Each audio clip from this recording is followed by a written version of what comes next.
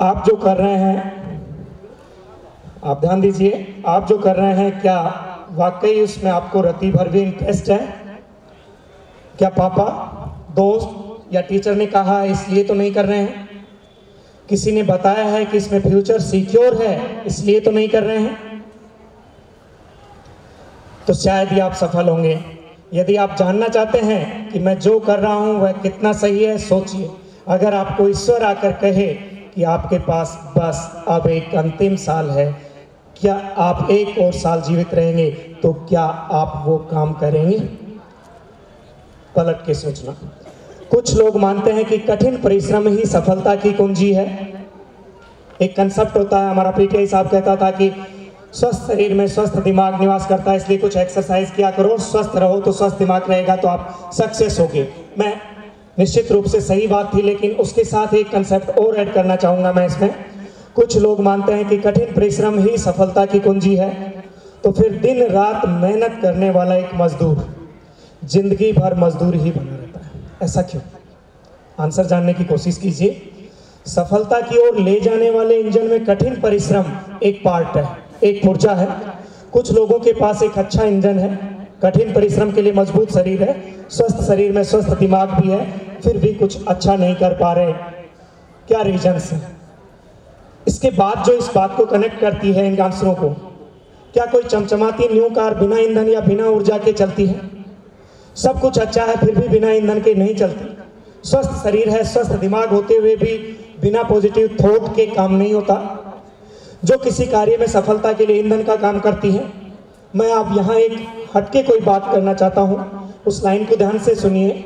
अपने स्टूडेंट्स के लिए भी, घर पे भी बच्चे आपसे भी पूछते हैं माइंड कहाँ होता है? क्या कभी सोचा है जिसे हम माइंड कहते हैं उसकी लोकेशन कहाँ है, कैसे काम करता है? यदि माइंड खराब हो जाए तो क्या होगा? और मेरा या माइंड से मतलब कतई दिमाग से नहीं है। मेरी बात गौर करना। मेरे पास शरीर स्वस्थ है, मजबूत शरीर है, स्वस्थ दिमाग है। हजारों लोग ऐसे होंगे, कठिन परिश्रम करने के लिए शरीर भी है लेकिन कुछ अच्छा नहीं कर पाता। शरीर, हम दिमाग को दुरुस्त करने के लिए अच्छा शरीर स्वस्थ कर लिया, दिमाग और माइंड में मैं डिफरेंस करना चाहूँगा। मेरे स्टूडेंट्स ने अपनाया और इसीलिए मैं शायद आज इन स्टूडेंट्स को जो आगे लाया, बहुत ज़्यादा ब्रिलियंट नहीं थे।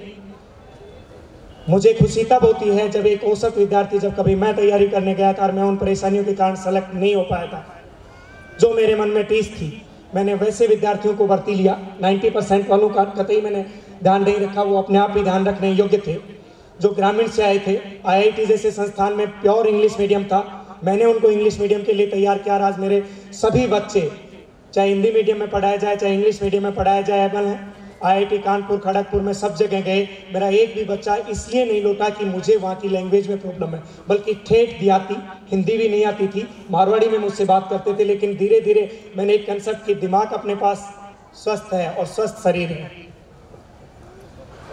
फिर कहते हैं सर दिमाग को स्वस्थ करो, बादाम खाओ। तो मैं कई बार मजाक कह देता कि फिर मैं टीचरों की छुट्टी कर देता हूँ, एक टीचर को पेमेंट देता हूँ, साल भर के बादाम आ जाएंगे और हर क्लासरूम में एक बादाम की बोरी रखवा देता हूँ, छीलो और खाओ और मस्त रहो।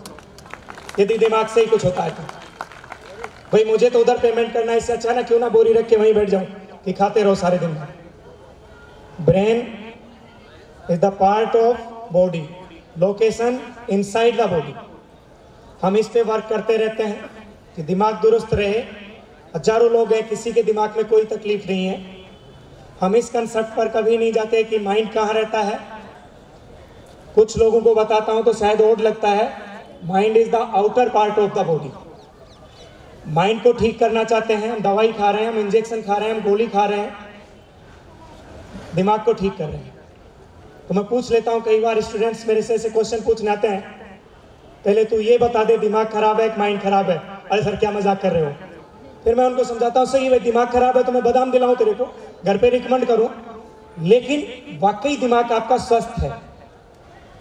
और माइंड कैसे काम करता है वो थॉट मेरे बच्चे, मेरे ख्याल से ये बात अजम नहीं हो, लेकिन मेरे बच्चे समझते भी हैं, फॉलो भी करते हैं, मुझे पूछने भी आते हैं और उस पर वर्क भी करते हैं और रिजल्ट्स भी मिलते हैं।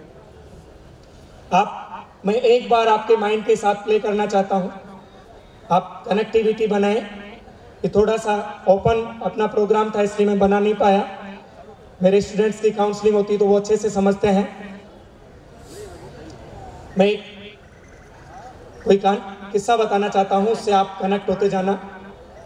एक आदमी जो आपके अपने शहर से बाहर गया था, वापस लौट रहा था, अचानक उसके पास फोन आया। शॉर्ट में फोन आया कि आपका जो घर शहर के बीच में था उसमें आग लग गई। वो तेजी से दौड़ा हुआ, पसीने और ही वाज सोक्ड, क्योंकि जो घर था प्राइम लोकेशन पर, हर आदमी उसको डबल प्राइस में खरीदने के लिए तैयार था, लेकिन उसको प्रिय था, वो नहीं देना चाहता था। उसमें तेज आग लग गई, वो जाके पहुंचा था, हजारों लोगों की वहां भीड़ लगी हुई थी, लेकिन सभी हेल्पलेस थे। घर जल चुका था, सभी खड़े थे, बातें बना रहे थे, लेकिन उसकी आंखों में आंसू था, शोक था। अचानक उसका बेटा दौड़ता हुआ वहां आता है।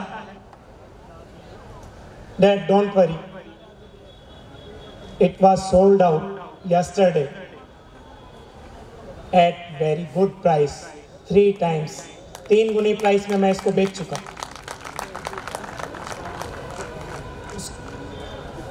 Thank God, relax. और भीड़ का हिस्सा हो गया। अब तक वो क्या था, अटैचमेंट, अब वो भी भीड़ के साथ खड़ा हो गया। हाँ जल रहा है, बस अब बातें हैं, देन रिलैक्स। थोड़ी देर बाद बातें करते करते हंसने लग गया। हाँ यार भाई ये बहुत अच्छा था, लेकिन अचानक आग लग गई, मेरे बेटे ने तो कल ही भेज दिया था, और वो भी 3 गुनी प्राइस में। थैंक गॉड, बचा लिया भगवान ने मुझे। इतनी देर में दूसरा बेटा दौड़ के उसके पास आता है। पापा घर जल रहा है, हंस रहे हैं। अरे रुक भाई, तेरे भाई ने कल ही बहुत अच्छी प्राइस में घर बेच दिया है, I know, but payment advance token money ही मिला है। बेटा कहता है पता नहीं कल उसका मूड, घर तो जल गया, रजिस्ट्री हुई नहीं है टोकन मनी से मूड। ओह शिट, फिर से टीयर्स आउटसाइड, फिर से आंखों में उसके आंसू हैं, रोने लगता है, पसीना आता है, घबराहट होती है। देखने लायक चेहरा है।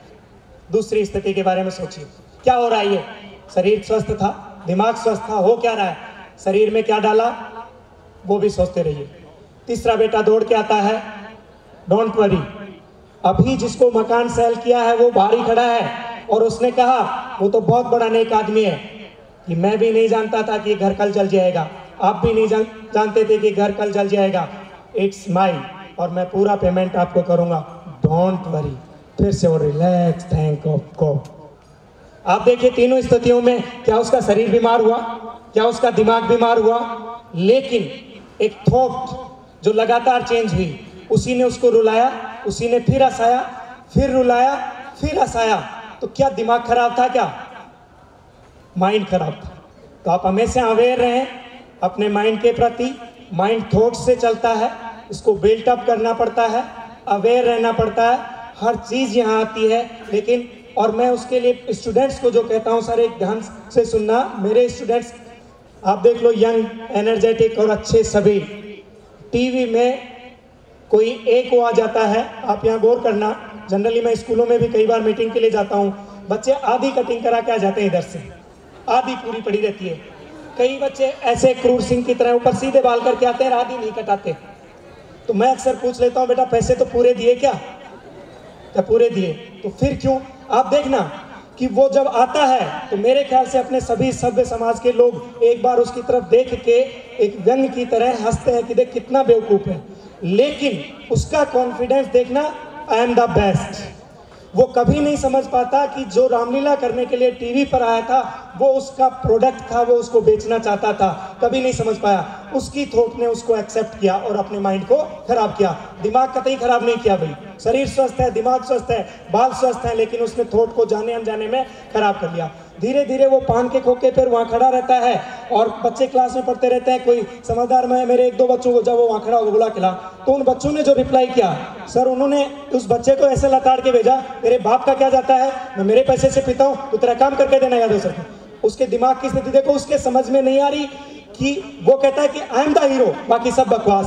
तो वो एक कंसेप्ट में बच्चों को बताता हूँ कि पागल आदमी क्या सोचता है, मैं ठीक हूँ बाकी सब पागल हैं। ये स्थिति कहाँ से हुई? दिमाग सही है, सब ऑर्गन सही है, माइंड उसका खराब हुआ है। तो दिमाग को स्वस्थ करना है तो बादाम खा सकते हैं, लेकिन माइंड ऐसी जगह ही ठीक होता है। और आप लोग मेरे को ऐसा आशीर्वाद दें कि इसलिए मैं बार बार आग्रह करता हूं कि प्लीज़ शादी में जाएंगे, ब्याह में जाएंगे, मैं इन्वॉल्व लूँगा, पॉलिटिक्स में जाएंगे, रामनारायण डूडी के भी नारे लगाएंगे, ये हमारे आदर्श हैं, हमारी बातें सुनते हैं, हेमंत घोष साहब के जय जयकार करेंगे, वो हमारी बातें वहाँ लेके जा रहे हैं। आपके पास समय है, लेकिन मैं स्टूडेंट्स के लिए बना हूँ, मेरा दिल हृदय स्टूडेंट्स के लिए बना है। आप अभिभावक और पेरेंट्स हैं, आप अपने बच्चों को बढ़ता हुआ देखना चाहते हैं, तो किसी एजुकेशनल प्रोग्राम को प्लीज़ मिस ना करें। आपकी प्रेजेंस हमारे लिए कितना बड़ा